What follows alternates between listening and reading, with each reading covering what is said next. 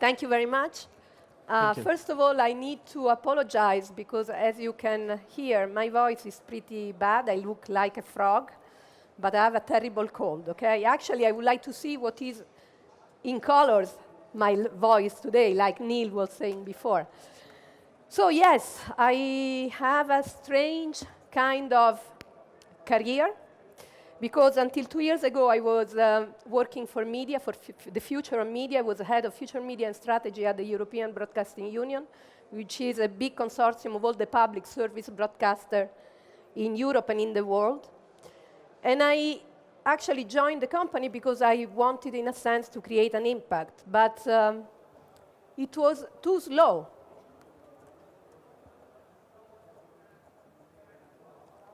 Okay, it was too slow, so I decided to attend Singularity University.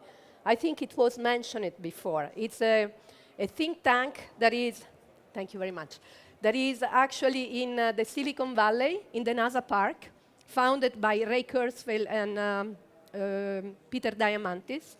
So I went there for 8 days, and I came back and I resigned from my company, and they were kind of surprised because they said, what's happening? Did you fall in love? In 10 days, what's happening? And actually, over there, I saw the ecosystem of emerging technologies, and I said, I want to go and work in this domain. So I came back, I resigned. I was also enrolled in a PhD that was focusing on the future of media. I threw away all my research, and actually, I was focusing on the pros and cons of these emerging technologies. So today, this is what, in a sense, we are going to do. So today, we are not anymore in science fiction, but we can say that we are in science fact. I work, besides my many, let's say, hats, I work for a company called Hyperloop Transportation Technology, and probably, I think you know what it is. It's the new mode of transportation. It actually, I'm not really an engineer, so I do not explain it well from the technical point of view, but you have a very big tube, and the air is missing, and then there is a capsule that goes really, really fast, 1,200 kilometers per hour. That means Los Angeles to San Francisco in 25 minutes. So a few years ago, this concept would belong to Star Trek. But actually, in 2018, we are starting to building this. And let me ask you something. We spoke a lot about exponential, but do we really know what's the meaning of exponential? It's a mathematical formula that means that doubles every time. So 2, 4, 8, 16, 32, 64, 128, so forth. If you do it 30 times, you have a gigantic number. That means this. Imagine 30 steps from here to there. 30 steps, linear. If you do it exponentially, you probably circle the world many times. And this is how the actual technology, the emerging technology, is going today. A few days ago, this looks already pretty advanced, right? 1,200 kilometers per hour. You know that a few days ago, Elon Musk said, I have a lot of rockets and I want to go on Mars. Why don't we use it to go actually from town to town? That means New York to London in 20 minutes. That means Sydney, maybe to Geneva, where I live, and my son is in Sydney, 30 minutes. So I can go and have dinner with my son. I decide, and I go. It's incredible. This is how technology is working today. But why do we want to go so fast? And going so fast, or at least really pushing technology so fast, brings, as we discover all morning, some ethical questions. What are going to be the pros and cons on our society? So how can we solve this project? We can do this. We can probably relay a little bit on philosophy. We can do some thought experiment in order to discuss, or in order to really debate inside ourselves what are going to be the consequences. So do you want to do this game with me? Let's try. You know this guy. It's René Descartes. Cogito ergo sum. I think, therefore I am. So one day, Descartes was having a piece of wax in his hand, and he was really looking at it. He was trying to investigate the texture, the smell, the color, so the all qualities of wax. But then what happened? He put it in front of a candle, and then the wax started to melt. So he started to think, or questioning himself, is this still wax, since he's losing his consistency? He's losing probably his color, maybe the smell. We don't know. Is this still wax? We can apply to this one. So, with nanotechnology, biotechnology, information technology, and cognitive science, together with brain boosters, smart drugs, whatever, we saw it this morning, we are actually modifying our physiology.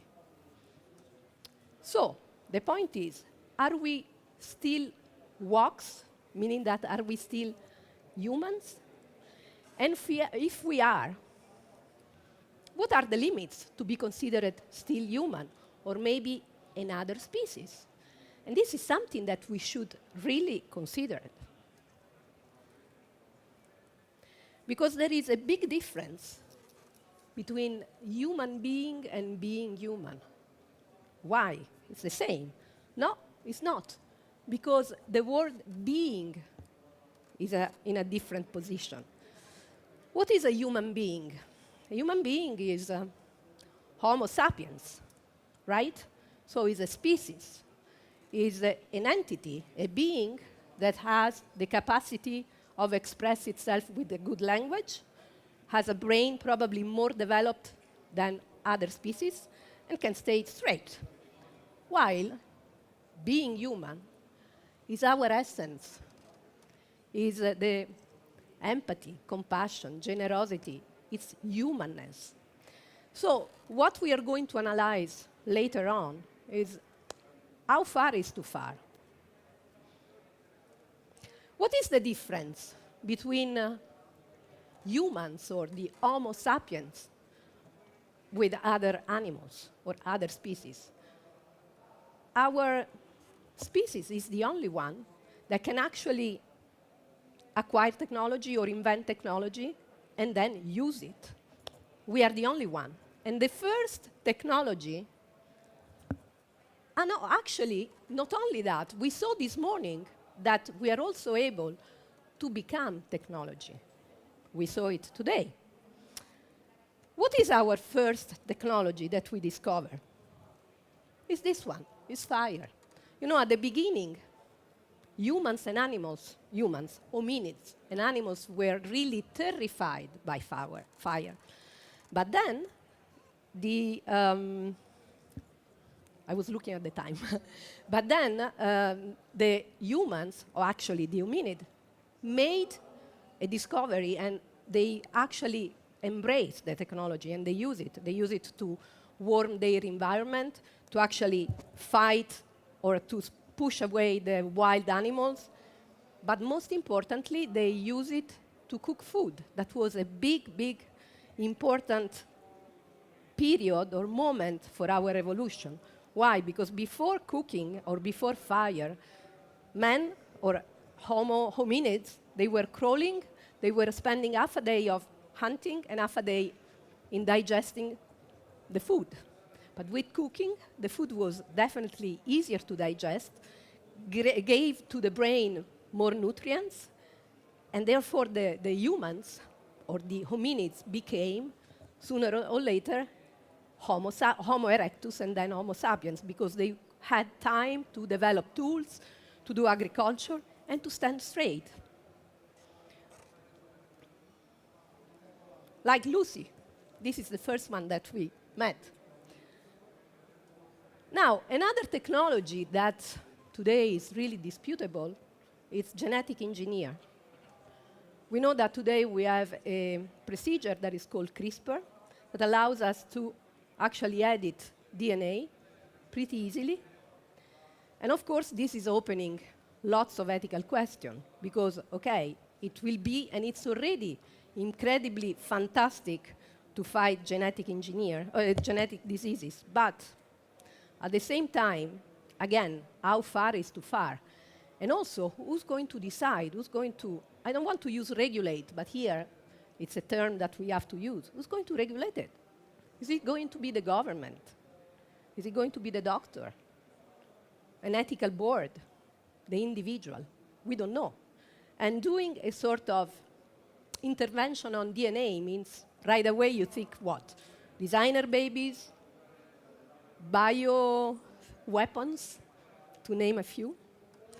Another procedure is this one. It's called ectogenesis. Ectogenesis is a procedure that allows you to grow life on a petri dish. We already do it with the in vitro fertilization, but there is an international law that says that after the 14th day, we need to dispose of the embryo because it develops a sort of spine that makes it an individual. So we have to dispose, although there are countries that are not doing that. Now, ectogenesis plus genetic intervention. What does it make you think? Something. And actually, there is a philosopher, a contemporary philosopher, Jürgen Habermas, who's actually debating and is asserting that probably philosophical discussion or philosophical debates could help in creating a sort of ethical code for this.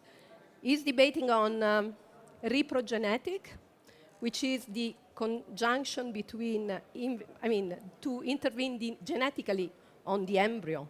So let's say that at the beginning, probably the public sphere, the political public sphere and the general community will accept, and it will be legally organized or accepted. But then it will be used probably in preventing diseases. And then maybe it's going to create a sort of gray area that is going to be a kind of positive and negative eugenics.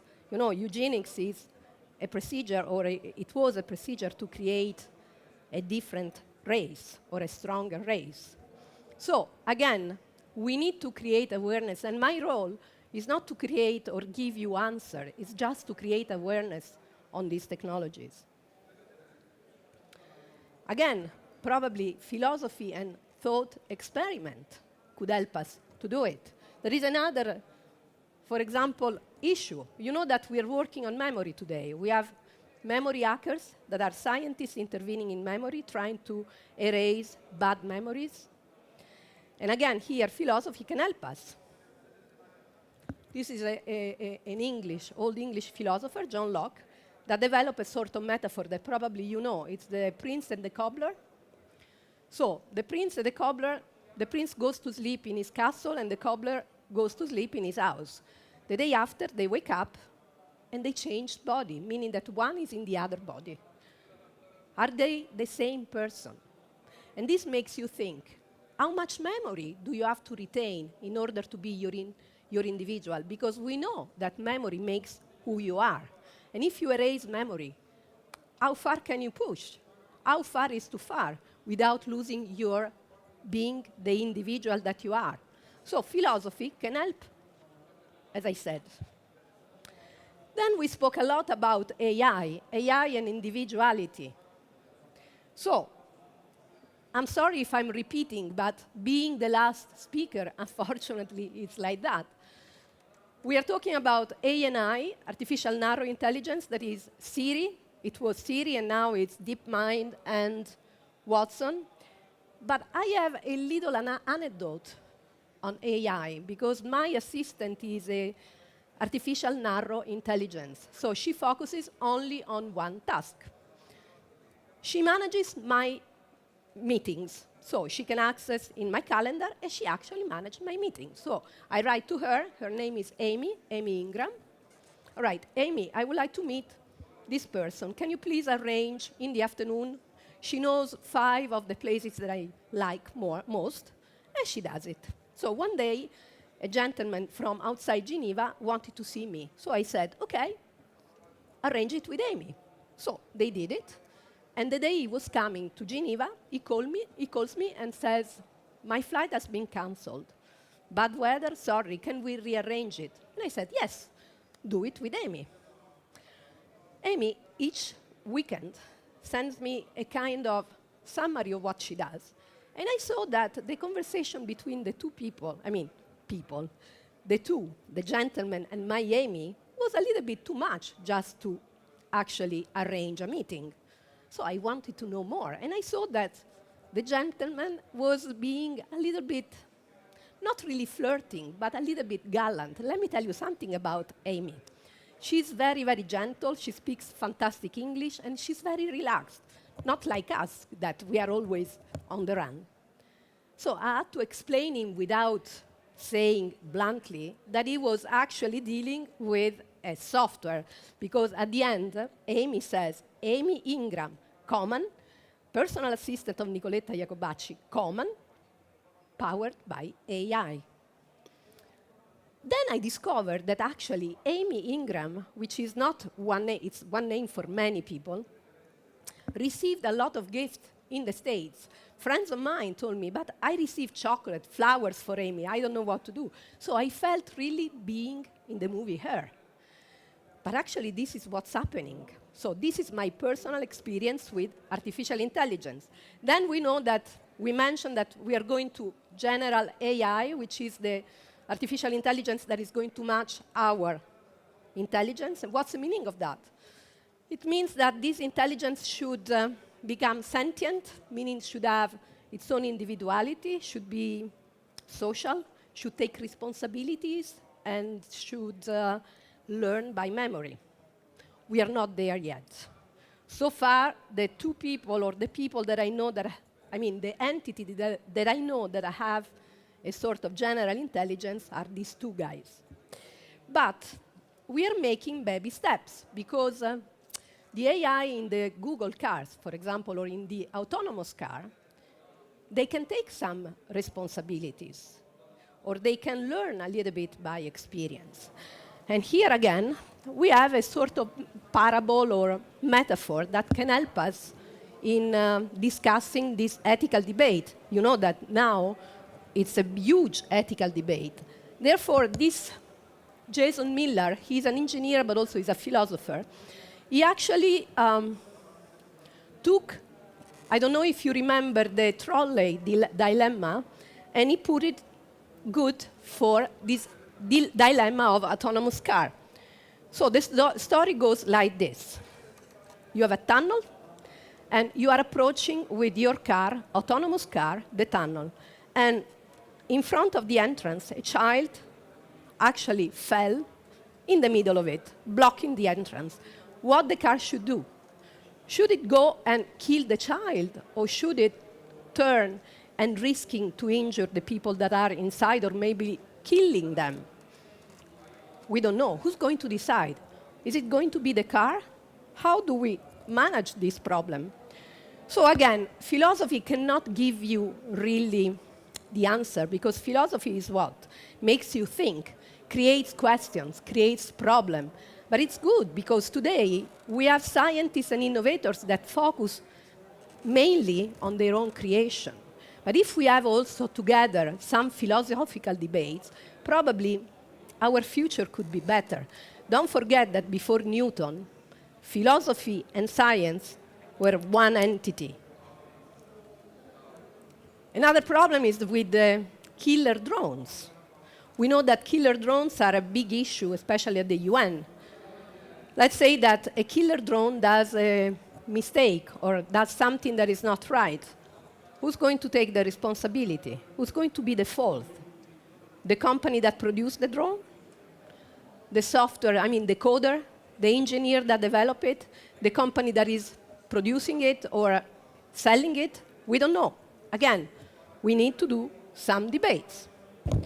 We are actually even trying to create an artificial moral agent. I don't know why it's so blue. Meaning that we are trying to create an agent that can decide what's right and what's wrong. Do we really want to leave our future in the hands of a machine that decides what's right and what's wrong, knowing that this machine was made by humans? that so far didn't really appear of having been very ethical. I don't know. Now, do you know Sophia? Who knows Sophia? Let's see. I'll introduce you Sophia. You can find a lot of videos of Sophia online. But now let's see if we can have it. But we need some audio, and we don't have it. I'm sorry. If we don't have audio, it's really useless to show. It's a robot. It's a robot by Hanson Robotics, and it's a real human-like, humanoid robot. I'm so sorry.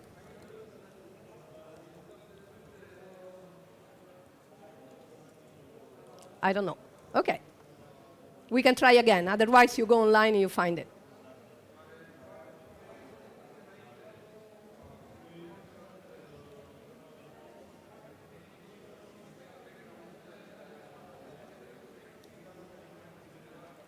No problem.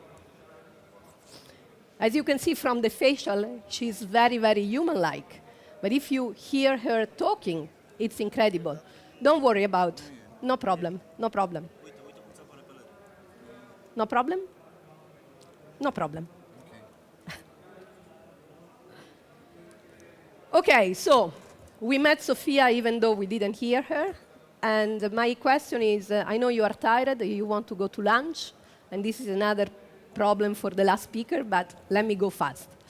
So what kind of future are we preparing ourselves for the future we are going to have?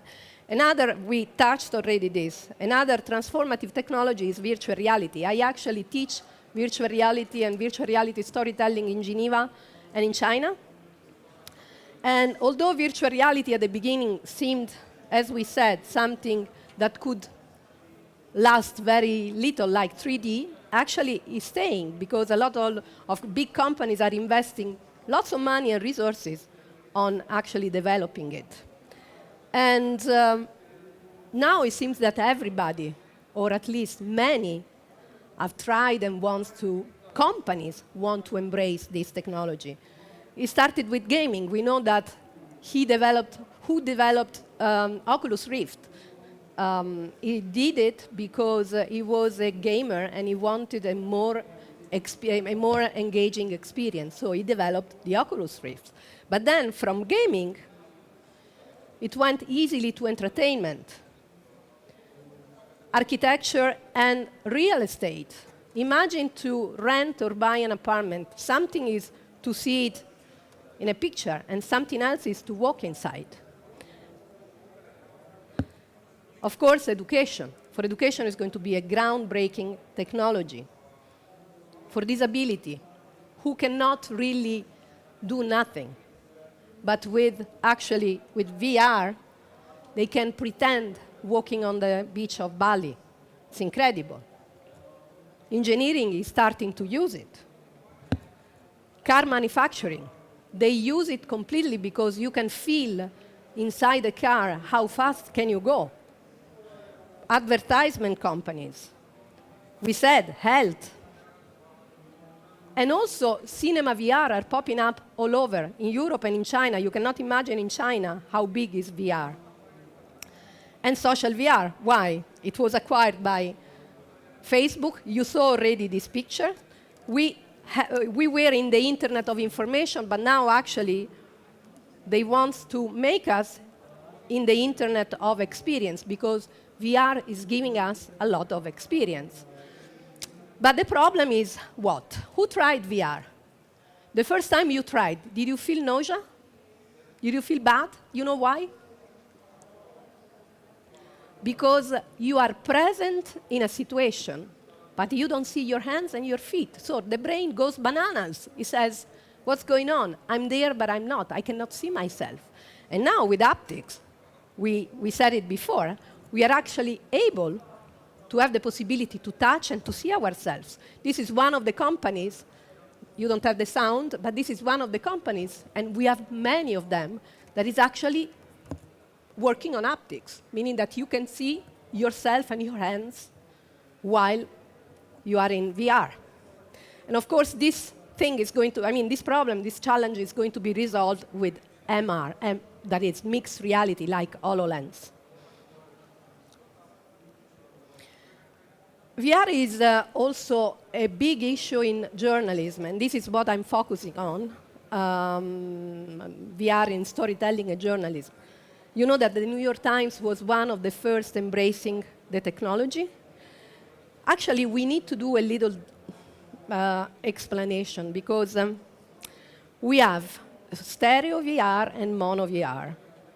Although the mono VR is not really virtual reality. Mono VR is 360, is bidimensional, while stereo VR, it's 3D.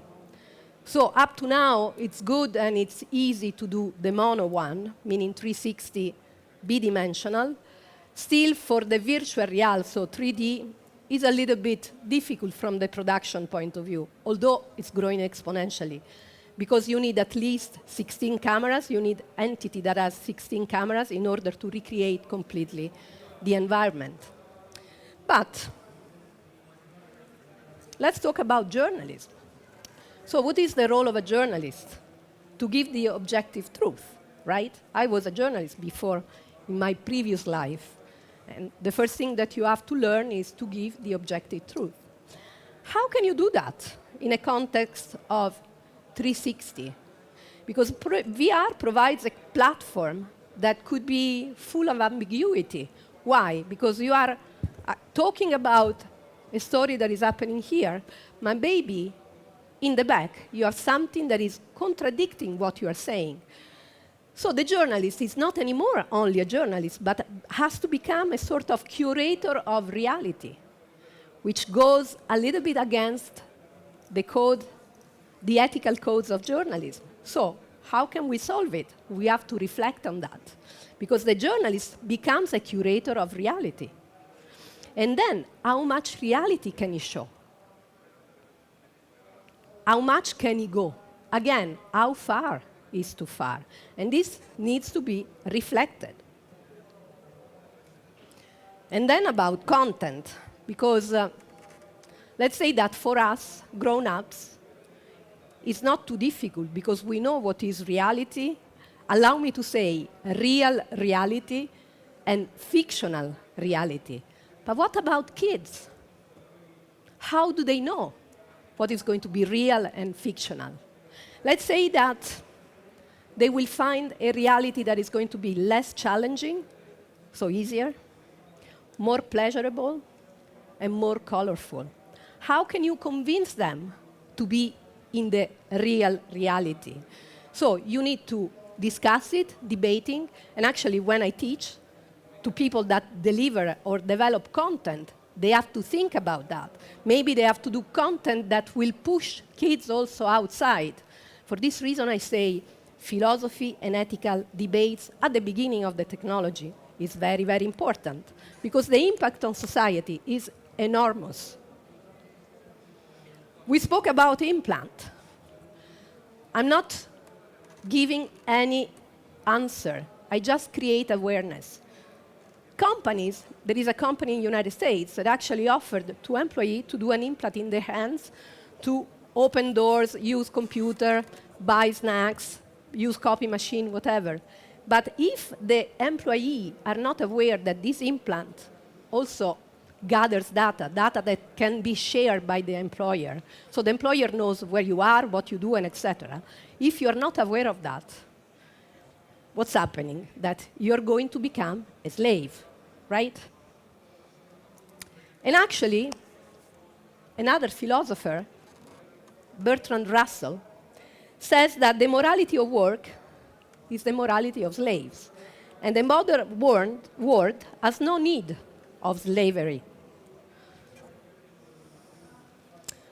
What is the big debate today? That robots are going to steal our jobs.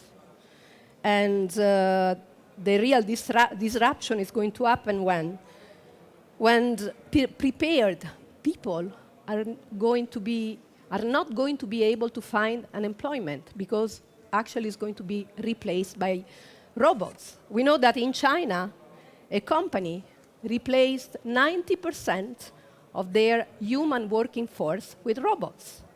And you know what happened? 250% of production raised, and 80% of bad faults diminished. So 80%. So is it a problem? Absolutely. Another issue is, for example, AI and legal firm. Now there is an AI that is actually helping lawyers to go through cases and etc. And this was a task that usually was applied to to people that were just graduated. What do? You go to a law firm if you are just graduated by university law, and you start looking into lots of documents in order to find a case that is similar or, it's similar to the current one. Now you have AI doing that. So what do, these students? My answer is that besides being desperate, try to learn what AI does. Try to manage this change. Try to be ready to this change, like we heard before. Of course, we are into a revolution, but it's not the first one, because we had the first industrial revolution that created a sort of disruption. Second, third, now we are in a fourth industrial revolution where we have digital and biological that are colliding and actually coming together. So what can we do? For me, and my mission is to create awareness. So you have to study, you have to know what's going on, and you have to be ready. You remember at the beginning I said, let's try to do a new question, or let's try to debate this. It's okay, we should augment the human being because it's our evolution and its progress. How much can we push in augmenting the being human? Or at least, are we aware that if we augment the being human, we are going to risk something that is going to be, at least for me, important, that it's our humanness? And this is a question that I leave to you. Thank you. Thank you. Questions? Questions from the public? Okay, over there, in the back. Okay, until the mic gets there. Okay, you talked about exponential growth. Yeah. Exponential everything. My question is, what's the drive behind it? Well, is it a domino effect or is it a controlled growth? But why do we do this? Because the important question is, why are we trying, for example, with exponential medicine to create a being that is, doesn't have any illness, doesn't want to grow old, and at the end, to conquer immortality? Why do we do that? Because we are fearing to death. We fear death. The main big question, which is a philosophical question, is that we are fearing death. Okay, that's something I can understand, but do we need everything we create, we innovate? Do we need? I don't know. This is a kind of personal question. I think everybody has his own answer. But I think it's like, allow me to say, a game for who develops technology. Because once you arrived here, you want to go there, and then you want to go there. How do you stop it? It's inevitable. You can't. If we need it, I don't know. Okay, it's not an economical drive? Of course. For example, that's why I asked about the domino principle, or if it is controlled. Because, okay, if a company is trying to compete another company, it can, I don't know, it's not controlled. It's just, okay, we have to do the profit, so we mustn't be back in the back. Okay, if someone's in the lead, I'm trying to catch him. But that's not controlled growth. I don't know if it's only economical. I think it's an ego problem, meaning that you want to be first, you want to be ahead, you want to be at the top, you want to conquer that. Basically, it's an ego problem, I think. I think the mic got over there. All right. First of all, thank you for this presentation. It was very inspiring. Thank you. My question is, you mentioned autonomous moral agents. Yeah. How can we implement such thoughts, such morals inside the machine when we as individuals, each one of us see what is right and what is wrong with different eyes? How can we let the robots be the judge of that? Now, you're touching something that I'm very fond of, and the fact that we are trying to impose our moral codes on a being that is going to be sentient. We don't know what kind of being it's going to be. For sure, it's going to be different than us, because it's going to be faster, it's probably going to be more intelligent. So we are trying to impose our moral codes on a being that is going to be different than us. That means that we are, in a sense, enforcing slavery. And I have another approach that is a little bit common sense, but at the moment, the AI, it's like a toddler, okay? What does a toddler do? See the parents and actually behave by example. So what I think is that we need to treat AI with respect. Let me tell you something. Before I talked about Amy Ingram, my assistant, in every message I send to Amy, I say thank you. And you can think, are you crazy? You are saying thank you to a software? Yes, I am. I am because I respect the software, and you never know when it's going to turn. But at least she knows that I thank her. So what I think is that we need to respect this sentient being in the future, and we need to respect it from now, because we are going to enforce not our moral codes, but the fact that it's going to have the notion of respect, and maybe in the future, instead of enforcing on us something, it's going to respect us. More questions? Over there. And over here, another one. Yeah. Okay. Okay, I can give you my own. Hello, very Hi. nice presentation. Thank you. I'd like to ask you about these artificial moral agents. We Yeah. are beings that are rational, but we also have emotions and feelings and things like that. And our moral judgments also take this into account, the fact that we have emotions and feelings. An artificial intelligence is not going to have this type of emotions and feelings, right? So what does it happen then? So we know how to trigger emotion today with mechanically. We know how to do it. We can raise serotonin with a raise or lower down dopamine. There is one thing that, in my opinion, this is me. So it's not for everybody, but this is what I think, and actually what I study, is that the fact in the brain, for example, we have everything that is double, but there is one thing that is in the middle, which is singular, that is only one, which is the pineal gland. We still don't know what's going on in the pineal gland. We know that produces melatonin and regulates actually the sleeping and the reproductive system, but we don't know what's going on. I think we cannot binarize the pineal gland. And also there is another thing. We act on serendipity sometimes, meaning that the outside agent engage with us and make us change opinion or something. I don't know if this could happen to AI. So at the end, there is going to be a difference. What I think is that one won't replace the other one, but actually we are going to merge.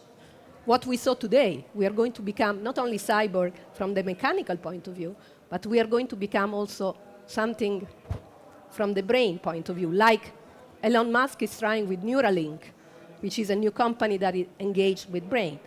My question is, do we want to lose our humanness completely? So how far is too far? Or at least let's think about, let's ponder about it. I don't know if I answered your question. No. Our guests there are asking if they can use your address email to contact you. Sorry, I didn't. It's okay if they are contact you at Nicoletta? Absolutely. Yeah? Anybody can contact me. Okay, I think over there is one more question.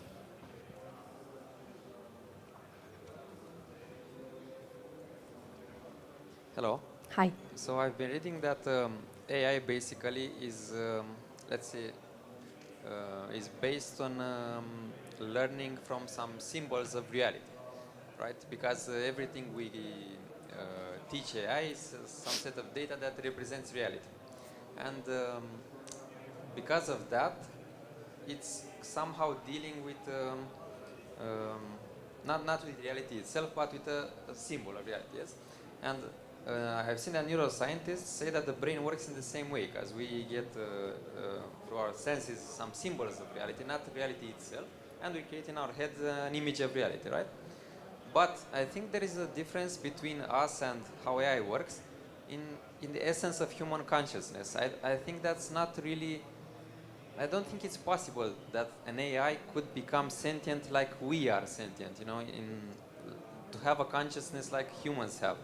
Because they are starting and they are working only based on symbols. We have that, but also behind that, there is that innate curiosity, the human, I don't know how to call it, the essence of human consciousness. And do you think that it is actually possible that an AI could become sentient in that way, or is it going to be different, or is it not going to be at all sentient? First of all, I cannot answer this question because our brain works linear. It's not exponential, and technology is going exponential. My personal position is that we are going to merge with AI. So it's not going to be who's better, who's different, and etc. But actually, we should know what's going on, and we should, in a sense, govern what's going on. I don't know if AI could really become like us. We had 2,000 years of philosophy trying to investigate the meaning of consciousness, or what is consciousness. Still, at the moment, we don't know. How can we scientifically explain what is consciousness and what it is? I was at TED last summer in Arusha, and there was a workshop on the brain. And the neuroscientists had lots of brain, from a monkey, from a rabbit, and etc. And at the end, he made us hold a human brain, which is a little unbalancing, because I don't know if you ever hold a human brain. First of all, it's heavy. So you have this brain, and then you realize that inside this brain, there is the essence of the person that it was. Okay, maybe somebody says that the essence is also in the stomach, whatever, but the majority of the essence is here in the brain. And we still don't know what's going on. So how can we predict if AI is going to be similar to us? For sure, it's going to be different, because the speed is different. The knowledge will be different because it will have the possibility to be faster than us, and with all the knowledge around. So it's going to be different. I don't think it will have what we feel. As you said, creativity is going to be the skill, the most important skill in the future. But for sure, we need to protect our humanness, which is something that makes us different from machine. If we go with the machine without trying to govern it, we are going to become machine. So we need to protect our being human. This is my answer. Protect our being human. And then we can raise this question. Thank you. Thank you. Thank you very much. I think we don't have more time for... Okay, just one Okay. question, but very short. I will be very short. Yes, it has to be very short. Yes okay. or no? There was some joke about technology. I remember a very insensitive one from Top Gear. It was, okay, autonomous driving is here for a very long time. It's called a taxi. You know, it's so... Okay, the question. Yes, I'm not sure it's so short, but I'll take the opportunity anyway. So basically, a very dear friend of mine, who I like to call my mentor, founded a company, kind of a social network, that takes all your digital footprint that you have left in the social medias, everything else while you were alive, and he tries to make kind of a digital avatar out of that. It's called Eternity, and it's kind of a thin line there between creepy and really genius. So since you've touched points like philosophy in your presentation, I'd very much love to hear your opinion on making us immortal through digital. You know that I think it's the same company is actually partnering with somebody like Hanson Robotics and Sophia in order to make also a robot that looks like the person. It's creepy, but what can we do? Lots of things are creepy. 20 years ago, Hyperloop, or to go with the rockets from town to town. I don't know, probably I'm old. You remember the Jetson? Who knows the Jetson? It was a cartoon where, I mean, you remembered it was really funny. Actually, it's that, even more than the Jetson. So maybe it's going to be a way of achieving immortality. Who knows? As I said, our brain is working linear. It's not working exponential. It's creepy now, but maybe in 2-3 years it's going to be a commodity. Thank you. Thank you, Nicoletta.